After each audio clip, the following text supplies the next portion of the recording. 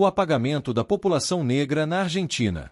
Quando você olha para a composição da população da Argentina hoje, parece que a população é essencialmente de origem europeia, mas a história nos mostra que não é bem assim. Então, o que explica o apagamento histórico, social e político da população negra na Argentina? Teria havido um processo deliberado de extermínio e de invisibilização racial? Hoje trataremos desta incômoda questão, mas desde já se inscreva aqui no canal e venha comigo caçar mais esta impactante história. Maria Remédios del Valle, a mãe da pátria esquecida. A nossa história de hoje começa na capital argentina, Buenos Aires, na Praça Alfonso Castelau, no coração do bairro de Montserrat. É aqui que em novembro de 2022 foi inaugurado um monumento em homenagem a Maria Remédios del Valle, uma mulher negra, descendente de africanos escravizados, cuja vida ecoa como símbolo de resistência. Ela é conhecida como La Madre de la Pátria, a mãe da pátria argentina. Maria Remédios del Valle, ainda durante as invasões inglesas ao Rio da Prata, ofereceu-se para guardar as mochilas dos soldados do corpo andaluz. Ela não fazia ideia que décadas mais tarde Mitre, um dos principais responsáveis pela construção da história oficial argentina, ignoraria por completo a existência de pessoas como ela. A narrativa oficial e o apagamento. Bartolomé Mitre, general estadista e historiador, foi presidente da Argentina entre 1862 e 1868, mas sobretudo autor de obras que moldaram a narrativa canônica da nacionalidade argentina. Uma narrativa europeizada, branca e masculina. Em seus manuais de história, não há espaço para uma mulher negra, pobre, que lutou pela independência com as próprias mãos. Naquele momento, no entanto, tudo o que importava a Remédios del Valle era auxiliar como ela podia. Corria lá o ano de 186 e os britânicos invadiam Buenos Aires pela primeira vez.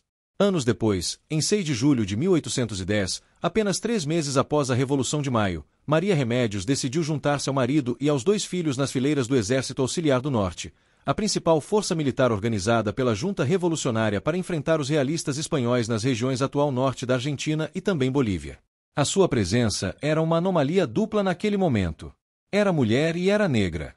Mas mesmo assim ela fez tudo o que lhe foi permitido e muito do que não foi também. A coragem de Maria Remédios del Valle. 23 de setembro de 1812. Maria Remédios apresentou-se ao general Manuel Belgrano, um dos grandes líderes da independência argentina e criador da bandeira nacional, e implorou para ser autorizada a cuidar dos feridos no campo de combate. Belgrano recusou. Segundo ele, o campo de batalha não era um lugar para mulheres, mas Maria Remédios del Valle não se intimidou.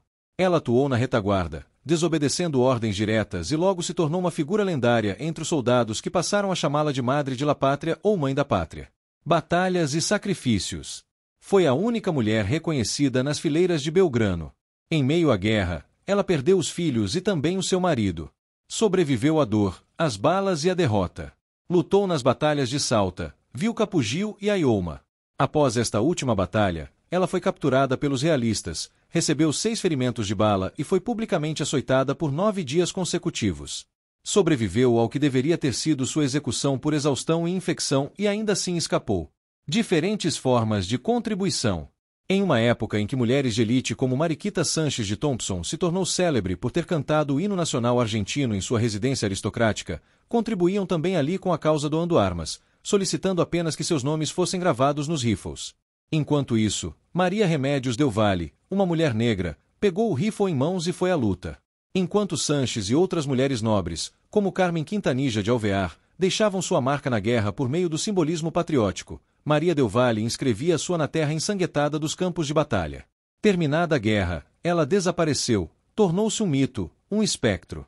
Ela envelheceu na miséria e com cerca de 60 anos vendendo doces na Recova, uma área popular ao redor da atual Praça de Maio, vestida de trapos, esquecida por uma pátria que ela ajudou a fundar. Foi então que a história lhe concedeu um outro alento, um outro respiro. O general Juan José Viamonte, um antigo comandante nas guerras de independência, ex-governador da província de Buenos Aires e agora naquele momento deputado da junta representativa, ele a reconheceu na rua, mas é a capitã, a mãe da pátria. Ele disse. E ao vê-la mendigando, indignado, ele incentivou a pleitear uma pensão junto ao governo. Reconhecimento tardio e insuficiente. Pedido de pensão. Este pedido foi encaminhado à junta em 11 de outubro de 1827. Os registros da sessão, os deputados a reconheceram como uma heroína, uma mulher infeliz que não fosse por sua condição social, seria alcançado fama mundial. Mesmo assim, o processo arrastou-se por 9 longos meses. Defesa de Viamonte.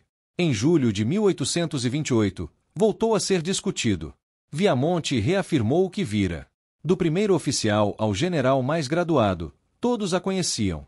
Eu a vi tratar feridos entre os soldados, e em combate pegar um rifle como qualquer outro homem. Testemunho de Ancorena.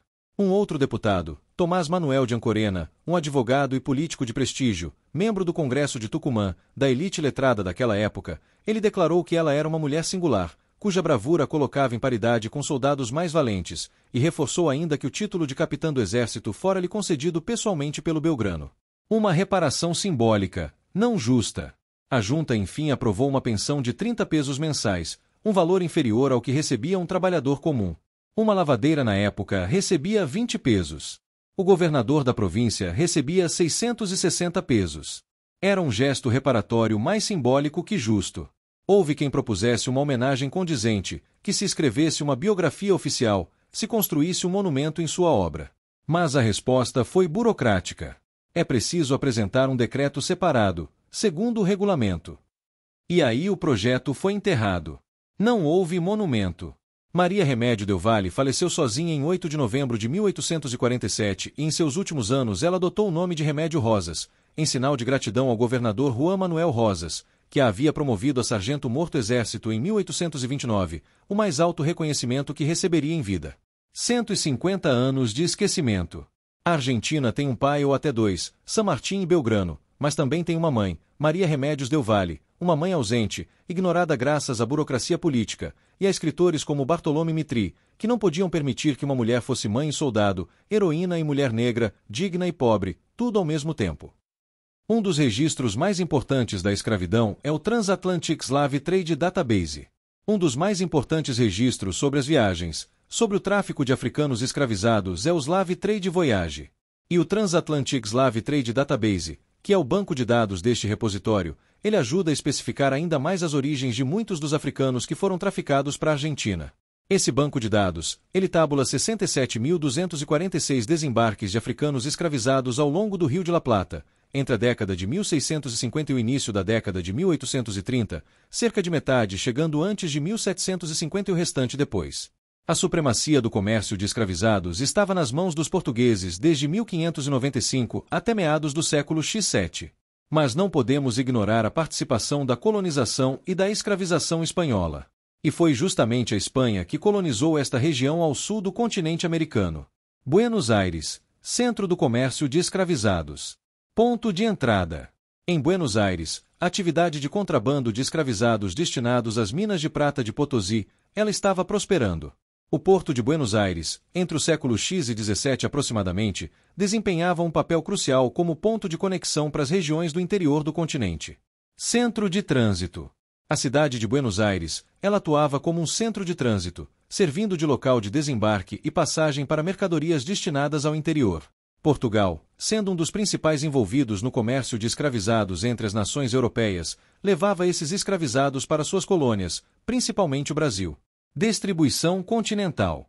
O principal ponto de entrada para o comércio de escravizados na América do Sul espanhola era o porto de Buenos Aires. A maioria dos escravizados que chegavam lá eram posteriormente encaminhados por terra para o interior, alcançando até mesmo o Alto Peru para extração de minérios, como citei das minas de Potosí. Destinos dos escravizados na região.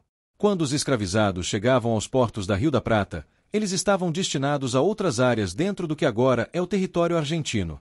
E eles frequentemente também foram enviados para locais como Santa Fé, Corrientes, Tucumã, Santiago del Esteiro e Misiones. Na atual Bolívia, eles eram direcionados para Potos nas Minas e no Paraguai a destinação era Sunion. E no Peru, o porto de El Callao era o principal ponto de chegada. Presença negra nas cidades argentinas. Na Argentina, muito antes da abolição da escravidão, havia negros compondo as tropas.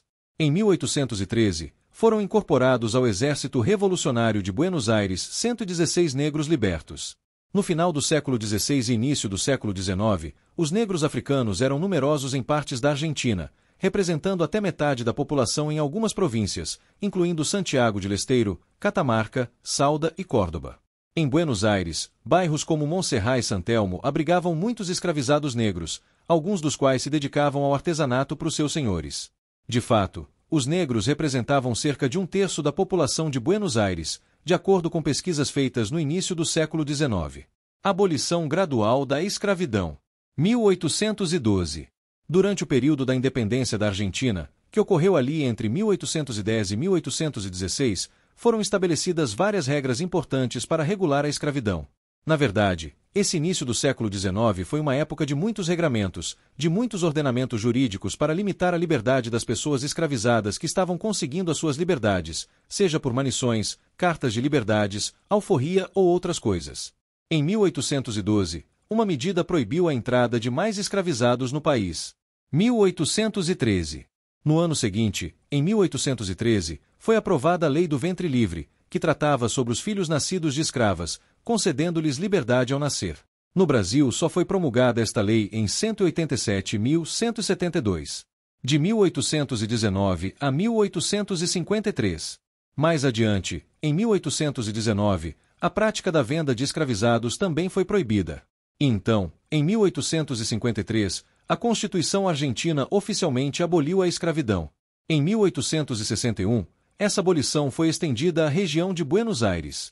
A escravidão foi oficialmente abolida em 1813, mas a prática permaneceu até 1853. Ironicamente, nessa época, a população negra da Argentina começou a despencar. E aqui começa um outro fenômeno histórico que nos ajuda a entender a presença menor de uma população negra na Argentina.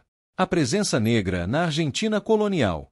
Durante o período colonial, especialmente na segunda metade do século XVI, a presença negra na atual Argentina era ampla e estrutural, ainda que frequentemente silenciada. Os dados do censo de 1778, que foram realizados sobre ordens da coroa espanhola, eles revelam números impressionantes. Santiago de Leste, Catamarca, Salta, Córdoba, Tucumã, Buenos Aires. Grandes contingentes de pessoas africanas e afrodescendentes viviam em quase todas as regiões do então vice-reino do Rio da Prata. No noroeste argentino, por exemplo, os afrodescendentes, eles constituíam a maioria ou quase metade da população. Os Barrios del Tambor. Porém, ao final do século XIX, esse número despencaria para apenas 8.000 indivíduos que merece ser pensada com atenção. E para compreender melhor essa transformação, é fundamental observar o bairro de Montserrat, um dos mais antigos de Buenos Aires, que foi fundado oficialmente em 1769. É lá que se encontra até hoje a igreja de Nuestra Senhora de Montserrat, dedicada à Virgem Negra de Montserrat, também chamada de La Moreneta, uma imagem de Maria de pele escura, venerada na Catalunha, na Espanha. A escolha desta padroeira, ela revela a presença simbólica de elementos africanos já nos primórdios da configuração urbana da cidade. No entanto, Montserrat era muito mais do que um espaço de devoção religiosa. Entre os séculos 17x, ele e outros bairros adjacentes como San Telmo, Baracas, La Boca, Constitución, Balvaneira, San Nicolás, Retiro e San Cristóbal formavam o que se costumava chamar de Barrios del Tambor. Áreas de ocupação predominantemente negra, caracterizada por intensa vida comunitária, manifestações culturais africanas como os tambores, o candombe, as danças e os rituais coletivos. O apagamento estatístico. Inclusive o nome Barrio del Tambor fazia referência direta à percussão africana que ecoava pelas festas, pelas procissões e pelas confrarias religiosas. Uma referência direta à alimentação das pessoas naquele local, que seria como se fosse bairro do frigorífico, algo assim.